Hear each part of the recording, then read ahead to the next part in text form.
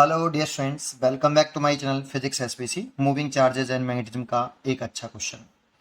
A square loop ABCD carrying a current small I is placed near a coplanar with long straight conductor X Y carrying a current capital I है, ये small I, ये capital I. The net force on the loop will be. तो पहला concept, इसमें concept समझते हैं कि जानते हो जब भी कोई क्लोज लूप नॉन यूनिफॉर्म एडिफिल में रखा होता है तो उसका नेट मैग्नेटिक फोर्स जीरो नहीं होता। यहाँ पे ये जो क्लोज लूप है ना, वो इस वायर के मैग्नेटिक फील्ड में प्लेस्ड है। और इस वायर का जो मैग्नेटिक फील्ड है इस साइड में वो नॉन यूनिफॉर्म है, क्योंकि जैसे जैसे इस वायर से हम दूर जाएंगे तो मैग्नेटिक फील्ड घटेगा। ऐसे इधर चलने पर घटेगा, है ना। जैसे अगर मैं यहाँ कहूँ कि यहाँ में मैग्नेटिक फील्ड ऐसे डाउनवर्ड डायरेक्शन में होगा, करंट डायरेक्शन ये, राइट हैंड पाम रूल लगाएंगे तो मैग्नेटिक फील्ड डाउनवर्ड डायरेक्शन में होगा। पाम के परपेंडिकुलर बाहर की तरफ दिखाते हैं मैग्नेटिक फील्ड की डायरेक्शन, तो करंट की डायरेक्शन थंब रिप्रेजेंट करता है, और पाम के परपेंडिकुलर नीचे की तरफ, इसके परपेंडिकुलर बाहर की तरफ होता है ऐसे मैग्नेटिक फील्ड की डायरेक्शन। तो पाम जब नीचे पहुंचेगा तो बाहर की तरफ दिखाएंगे तो नीचे तरफ चला जाएगा मैग्नेटिक फील्ड, तो डाउनवर्ड डायरेक्शन में मैग्नेटिक फील्ड होगा ऐसे। लेकिन ये मैग्नेटिक फील्ड जैसे जैसे दूर जाएंगे ना तो ये मैग्नेटिक फील्ड घटेगा बेटा। यहाँ पे ज़्यादा होगा, लेकिन यहाँ पे पूरे पे इस जगह पे परपेंडिकुलर सेपरेशन बराबर है, इससे इससे इससे, यहाँ पे सेम होगा। फिर जैसे और इधर से इधर आएंगे तो घटेगा, तो ये यहाँ पर ऐसे बना दिया मैंने, और यहाँ से और चलेंगे तो और घट जाएगा ऐसे, ठीक है, घटता जाएगा। तो नॉन यूनिफॉर्म मैग्नेटिक फील्ड है, और जब कोई close loop non uniform magnetic field में प्लेस्ड हो तो नेट मैग्नेटिक फोर्स जीरो नहीं होता। यूनिफॉर्म प्लेस्ड होता है तो जीरो होता है, ठीक है, एक बात। दूसरी बात, अगर जीरो नहीं है तो फिर नेट कितना लगेगा, उसे कैसे निकालेंगे। तो देखो इसमें एक कंसेप्ट ये लगा सकते हो आप कि अगर आपका ये कोई लॉन्ग इन्फिनिटी वायर है आई, इसमें करंट है मान लो I1, और यहाँ पर एक पैरेलल वायर रखा है और इससे परपेंडिकुलर सेपरेशन है, मान लो ये R दूरी पर रखा है, this is a perpendicular separation, और इन दोनों में करंट की डायरेक्शन सेम है। तो इसके लिए फॉर्मूला होता है कि नेट फोर्स जो लगता है इस पर इन दोनों के बीच में एफ बराबर, दो पैरेलल वायर के बीच में जो नेट फोर्स लगता है वो लगता है एफ बराबर mu naught upon 4 pi two current I1 I2, और परपेंडिकुलर सेपरेशन लिखते हैं यहाँ पे, और कितनी लेंथ पे लग रहा है, एल लेंथ पे लग रहा है, तो यहाँ पे एल लेंथ लिखते हैं। ये फॉर्मूला होता है। अगर ये दोनों करंट की डायरेक्शन सेम है तो अट्रैक्टिव फोर्स लगता है बेटा। वैसे आप चाहो तो मैग्नेटिक फील्ड की डायरेक्शन डाउनवर्ड है ऐसे, और ये फॉर्मूला ड्राइव करके आता है, स्टैंडर्ड फॉर्मूला नहीं है। स्टैंडर्ड फॉर्मूला तो ये था, एफ बराबर IBL साइन थीटा। ये जानते हो यहाँ पे कौन सा करंट आता है जिस पर फोर्स लग रहा है। ये जो मैग्नेटिक फील्ड है वो इस करंट कैरिंग वायर का नहीं है, इटसेल्फ के मैग्नेटिक फील्ड की वजह से कोई भी वायर फोर्स एक्सपीरियंस नहीं करता। तो ये जो मैग्नेटिक फील्ड है वो इस वायर का नहीं होगा, किसी अदर का होगा, लेंथ इस वायर की होगी, थीटा बी और एल के बिटवीन एंगल होगा। वेक्टर फॉर्म में ऐसे लिखते हैं इसको, IL क्रॉस बी। तो आप एल क्रॉस बी की डायरेक्शन निकाल लो, वही फोर्स की डायरेक्शन है। तो देखो एल की डायरेक्शन वही मानते हैं जो आई की है, तो करंट की डायरेक्शन ऊपर तो एल की डायरेक्शन ऊपर मान लो, और मैग्नेटिक फील्ड की डायरेक्शन नीचे है। तो एल क्रॉस बी कैसे निकालते हैं, राइट हैंड से निकालते हैं। फर्स्ट वेक्टर की डायरेक्शन में फिंगर, एल वेक्टर की डायरेक्शन में फिंगर रखिए राइट हैंड की, और छोटे एंगल से अपनी फिंगर को कर्ल करिए बी वेक्टर की तरफ, छोटे एंगल से शोर होना चाहिए, छोटे एंगल की तरफ। तो बी की तरह नीचे, पहले एल वेक्टर की डायरेक्शन में हाथ रखा, फिर अपनी फिंगर को छोटे एंगल से घुमा दिया ऐसे नीचे तरफ, नीचे तरफ मैग्नेटिक फील्ड है तो थंब इधर आ रहा है, तो ये थंब एल क्रॉस बी की डायरेक्शन को बताएगा, यही फोर्स की डायरेक्शन है, इसीलिए फोर्स ऐसा लग रहा है, ठीक है। तो ये भी ध्यान रखो, करंट की डायरेक्शन सेम तो अट्रैक्टिव होता है, और करंट की डायरेक्शन अगर अपोजिट होती है, ये करंट की डायरेक्शन ऐसे I1 और ये करंट ऐसे कर दिया है और पैरेलल ही है, परपेंडिकुलर सेपरेशन ही लेते हैं यार, तो फोर्स का मैग्नीट्यूड तो यही होता है एल लेंथ पर। बट अब डायरेक्शन तो मैग्नेटिक फील्ड की इसकी वजह से जो होगी वो डाउनवर्ड ही आएगी, राइट हैंड पाम रूल से डाउनवर्ड मैग्नेटिक फील्ड की डायरेक्शन नीचे की तरफ आएगी। लेकिन अगर हम अब एल क्रॉस बी करें तो अब करंट की डायरेक्शन इधर हो गई, तो एल क्रॉस बी अब ऐसे घुमाएंगे अपनी उंगली, एल की डायरेक्शन वही मानेंगे जो करंट की है, तो अब एल की डायरेक्शन ऐसे, एल वेक्टर की डायरेक्शन में फिंगर, फिर घुमा दो तो इधर फोर्स आ रहा है। तो अगर ये समझ लो, अगर करंट की डायरेक्शन कैसी है, अपोजिट है, तो रिपल्सन फोर्स लगाते हैं। तो एक दो बात तो ये हो गई, ठीक है। पहले इन्हीं दोनों की चर्चा कर लेते हैं। तो देखो आप यहाँ पर इन दोनों को अलग करके सोचो, कि एक वायर ये जैसे ये मैं अलग करके सोचा मैंने, ये वाला और ये वाला, तो ये वाला वायर इसके मैग्नेटिक फील्ड में है, ये तो एक ही मैग्नेटिक फील्ड हो गया, एक ही वायर लूप हो गया पूरा, और इटसेल्फ के मैग्नेटिक फोर्स की वजह से फोर्स नहीं लगेगा बेटा। दूसरे के मैग्नेटिक फील्ड में होना चाहिए, तो पूरा लूप किसके मैग्नेटिक फील्ड में है, इसके मैग्नेटिक फील्ड में है, इसीलिए इन दोनों के बीच में फोर्स निकाल रहे हैं। और करंट इंडक्शन कैसी सेम, और ये पैरेलल भी है। अलग करके सोचो बिल्कुल ऐसे जैसे ये किया है ना, तो आपको दिखाई देगा कि इस पर फोर्स ऐसे लगेगा, अट्रैक्टिव नेचर का, F1। और कितना लगेगा उसे लिख लो, F1 is two mu naught upon 4 pi, current 2, इसमें कैपिटल आई इसमें स्मॉल आई है, कैपिटल आई और small I, over perpendicular separation, इनके बीच की सेपरेशन L/2 है। यहाँ पर परपेंडिकुलर सेपरेशन आती है यार, परपेंडिकुलर सेपरेशन दोनों वायर के बीच की, तो ये L/2 हो गया। और कितनी लेंथ पे लग रहा है, इसकी L लेंथ पे लग रहा है, तो L लेंथ पर फोर्स लगा रहे हैं, इसमें L लेंथ पे फोर्स लग रहा था, तो यहाँ पे स्मॉल l आया, तो यहाँ पर कैपिटल L लेंथ पे लग रहा है, इसलिए L आएगा। L से तो L कैंसिल, और इस 2 से ये 2 2 बार और 2 से कट गया ये, पहले 2 से 2 काट लो, फिर 2 से ये 2 काट दो, तो फोर्स आया mu 0 capital I small I over, ये भी 2 कट चुका है बेटा, ठीक है, तो ये आया कितना, 2 से 2 बार कटा, फिर 2 से 2 कट गया, ठीक है, पाई बचा बस केवल नीचे, इतना फोर्स आया बेटा, और अट्रैक्टिव नेचर का आया। अब आप इसको और इसको देखो, इनके बीच में कोई फोर्स नहीं लगेगा, ये पूरा एक ही लूप है भाई, सेल्फ के मैग्नेटिक फील्ड के से फोर्स एक्सपीरियंस नहीं करेंगे, इसके मैग्नेटिक फील्ड में रखे हैं सब पूरा, इसीलिए इन दोनों के बीच में देखो, इसको अलग करके फिर दोबारा से इसी पैरेलल में करंट की डायरेक्शन अपोजिट हो गई है ना, इसकी और इसकी डायरेक्शन देखो, तो रिपल्सन फोर्स होगा, और क्योंकि इनके बीच की परपेंडिकुलर सेपरेशन ज़्यादा है ना, तो इसीलिए फोर्स भी कम होगा। F2 कितना होगा, अगर हमें F2 की बात कर रहे हैं तो म्यू नॉट अपॉन 4 पाई, 2 करंट, इसका करंट और इसका करंट का मल्टीप्लाई करते हैं तो I into I, capital I into small I over perpendicular separation देखें तो अब ये L/2 प्लस L, तो 3L/2, और कितनी लेंथ पे लग रहा है, L लेंथ पर लग रहा है, तो कैपिटल L, तो देखो यहाँ से ये 2 से ये 2 कैंसिल होगा, इस 2 से ये 2 कैंसिल हो जाएगा, और L से L कैंसिल हो जाएगा, तो F2 इज टू आ गया mu naught capital I small आई बटे 3 पाई, इतना। और ये फोर्स देखो इससे कम है, क्योंकि परपेंडिकुलर सेपरेशन इसमें कम थी, इसमें ज़्यादा हो गई, तो सेपरेशन बढ़ेगी, आर ज़्यादा होगी तो फोर्स कम होगा भाई, बाकी का सब सेम है, करंट सेम है, लंबाई सेम है ना। अब रह गया ये वाला वायर, अब इस पर और इस पर फोर्स का मैग्नीट्यूड बराबर होगा, कितना होगा वो भी बताऊंगा अभी, पर बराबर होगा, इस पर ऊपर लगेगा और इस पर नीचे लगेगा।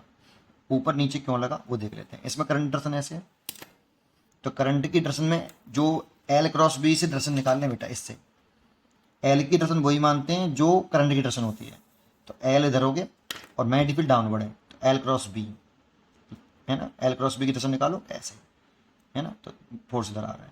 इसमें करंट की डायरेक्शन कुछ इस तरह से है, तो L की डायरेक्शन में फिंगर राइट हैंड की, और B की तरफ छोटे एंगल से घुमा दो ऐसे, तो फोर्स इधर आ रहा है।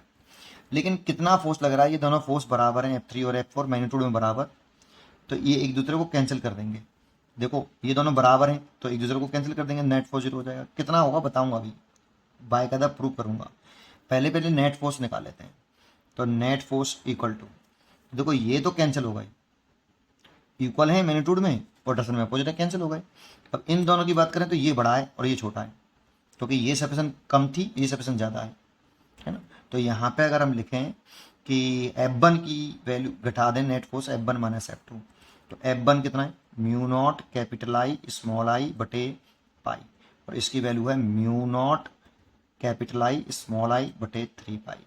यहाँ से कॉमन ले लूँ, mu naught capital I small आई बटे पाई, तो यहाँ बचेगा 1 माइनस 1/3, 3 एलसीएम लेके करेंगे तो 2/3 आएगा, तो mu naught capital I small आई बटे 3 पाई, इतना फोर्स लगेगा। और इसकी डायरेक्शन जो नेट फोर्स की होगी वो टूवर्ड दी होगी, ऐसे ही होगी, क्योंकि ये बड़ा है और ये छोटा है, तो नेट फोर्स इधर की तरफ होगा ऐसे, तो नेट फोर्स इतना लग रहा है, तो इसका आंसर हो गया A। अब बात आती है कि F3 और F4 की वैल्यू कैसे निकालोगे, तो देखो इसको समझ लेते हैं यहाँ, ठीक है, समझना अच्छी तरीके से। ये मैंने XY वायर बना दिया, लॉन्ग फिटी वायर है आपका, X और Y, इसमें करंट फ्लो कर रहा है कैपिटल R, और ये मैंने बना लिया एक वायर ये वाला BC, B से C तक, ये और ये सेपरेशन यहाँ से यहाँ तक की L/2 है, और ये सेपरेशन आपकी L है, ठीक है। और इसमें करंट ऐसे है, और कितनी करंट है, स्मॉल आई। तो देखो इसमें आप ये वाला फॉर्मूला तो नहीं लगा सकते, ये वाला, क्योंकि ये फॉर्मूला वैलिड होता है दो पैरेलल वायर के लिए, और ये आया इसी से होता है, इसी से ड्राइव किया होता है भाई ये, ठीक है, इस वाले फॉर्मूले से। तो इस पर इस ये वाला फॉर्मूला लगेगा, स्टैंडर्ड फॉर्मूला ये है बेटा, ए बराबर आई बी एल साइन थीटा। अब जरा समझो, मैं डायरेक्ट नहीं लगा सकता इसमें ए बराबर आई बी एल, क्यों? इस पर फोर्स निकाल रहा हूँ मैं, जैसे अभी बताया ना, ये करंट जो आता है, जिस वायर पर फोर्स निकाल रहे होते हैं वही वाला करंट आता है। तो इसी वायर बी सी पर फोर्स निकालना है, तो करंट इसी का आएगा, F3 लिख रहे हैं तो करंट तो यही आ जाएगा। मैग्नेटिक फील्ड, ये इटसेल्फ के मैग्नेटिक फील्ड की वजह से फोर्स एक्सपीरियंस नहीं करेगा, दूसरे के मैग्नेटिक फील्ड में, दूसरा कौन है, कैपिटल आई, तो इसके मैग्नेटिक फील्ड में होगा। लेकिन इसका जो मैग्नेटिक फील्ड निकालोगे ना आप, स्ट्रेट वायर केस जो मैग्नेटिक फील्ड होता है, long infinity straight wire case है, इस पॉइंट पे मैग्नेटिक फील्ड निकालें तो परपेंडिकुलर सेक्शन लेते हैं आर। तो मैग्नेटिक फील्ड का फॉर्मूला होता है, अगर करंट इसमें आई है तो बी बराबर होता है mu naught upon 4 2 I over R. 2 से 2 कैंसिल कर सकते हो, तो mu naught capital I current है इसलिए कैपिटल आई लिख लो, म्यू नॉट आई बटे 2 पाई आर। ये फॉर्मूला होता है बेटा लॉन्ग इनफिनिटी स्ट्रेट वायर का।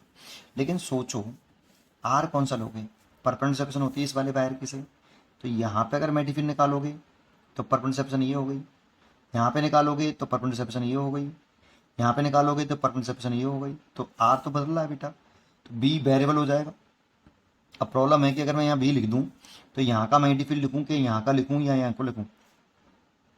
जब इसमें कर रहे थे, इस वाले वायर में कर रहे थे, जो करंट कैरिंग वायर ऐसे था, इसमें कर रहे थे तो परपेंडिकुलर लॉन्ग इनफिनिटी वायर है ये, और यहाँ पे परपेंडिकुलर सेक्शन लेते हैं, तो इस वाले पॉइंट पे मैग्नेटिक फील्ड निकालोगे तो कांस्टेंट, यहाँ पे निकालोगे तो कांस्टेंट, क्योंकि यहाँ पे भी आर की वैल्यू कांस्टेंट है और करंट की वैल्यू कांस्टेंट है ये, इस पूरे वायर पर मैग्नेटिक फील्ड कांस्टेंट रहेगा।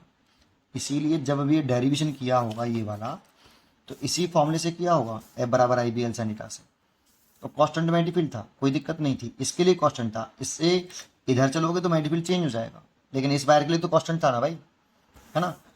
अच्छा, तो अब इसमें आ जाओ आप, तो एफ बराबर आई, तो अब क्या करें, मैग्नेटिक फील्ड तो वेरिएबल है, तो हम क्या करेंगे, एक्स पे जाके dx का एक एलिमेंट काट लेंगे। ये छोटा सा होता है, इतना बड़ा नहीं होता, जैसे मैंने दिखा दिया ना dx इतना बड़ा नहीं होता है, बहुत छोटा होता है dx। x पे जाके dx का एक एलिमेंट काटो, बहुत छोटा होगा।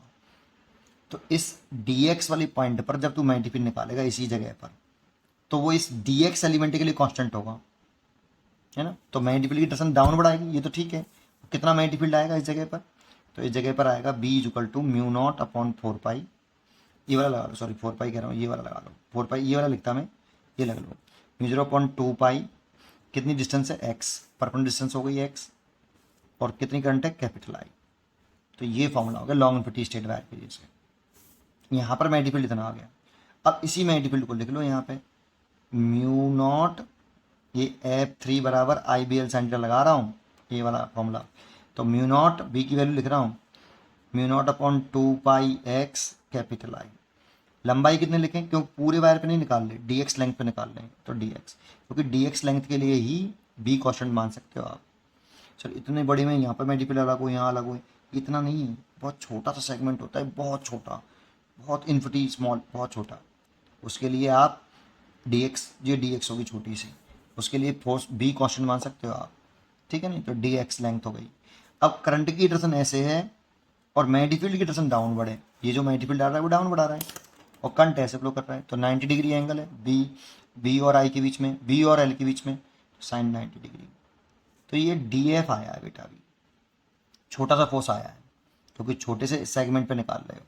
तो कितना आया वो लिख लेते हैं पहले, इसकी वैल्यू तो 1 हो गई, mu 0/2 pi capital I small आई, और यहाँ हो गया dx/x, इतना DF फोर्स आया।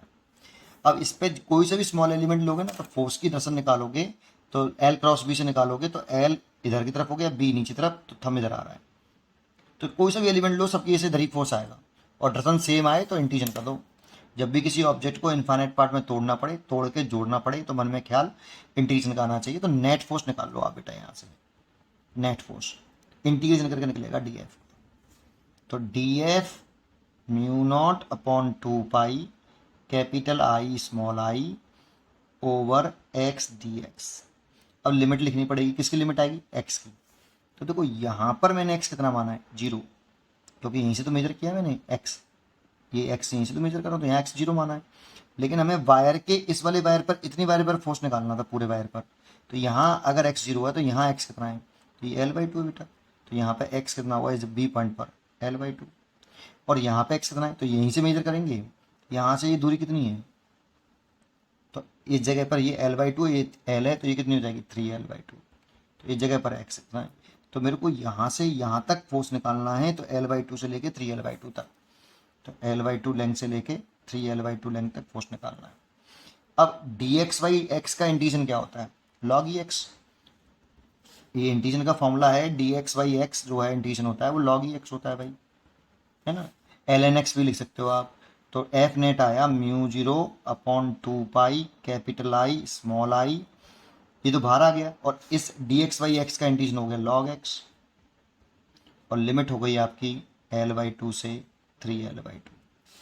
सॉल्व करें, mu naught upon 2 pi capital I small I, limit put कर दी, लॉग एक्स की जगह पे पहले अपर लिमिट 3L/2 माइनस लगा के एल एक्स की जगह पे L/2।